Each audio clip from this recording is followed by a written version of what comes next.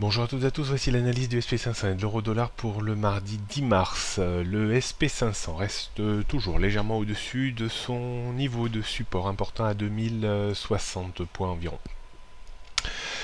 Mais coincé sous une résistance ou une zone de résistance comprise entre 2080 et 2100 points. Entre ces trois niveaux, entre 2060, 2080 et 2100, la tendance reste un petit peu à la neutralité, même si le biais reste légèrement baissier en dessous des 2100 points. Il faudrait une rupture de 2060 points pour parler d'un retour à l'intérieur de l'ancienne zone de trading range avec comme objectif 2020 voire 1965 points.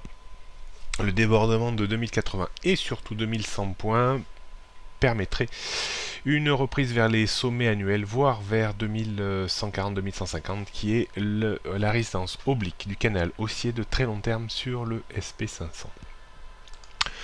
Donc 2080, 2100, 2120, 2140 sont les prochaines résistances de l'indice américain. 2060, 2020, 1965, les prochains supports. Comme je le disais tout à l'heure, léger biais baissier sous 2100 points, mais qui s'affirmera beaucoup plus en cas de rupture de 2060. Du côté de l'euro-dollar, toujours la même phase de baisse impulsive qui est en train de revenir petit à petit sur les deux niveaux de support que j'ai évoqués.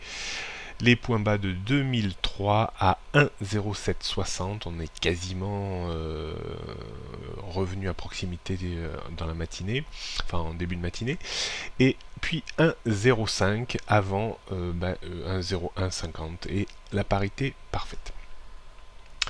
Une phase de correction technique pourrait bien entendu intervenir. Premier niveau sur lequel elle pourrait intervenir, c'est 1,09 et au-dessus on pourrait revoir peut-être les indices 1,11. Mais pour le moment le courant reste très baissier. Résistance 1,09, 1,10, 1,11, 1,1260, 1,14, 50, 1,15. Support 1,0760, 1,05, 1,0150 puis 1. La tendance moyen long terme reste très baissière en dessous des 1,15. Prochaine analyse demain mercredi. Bonne journée à toutes et à tous.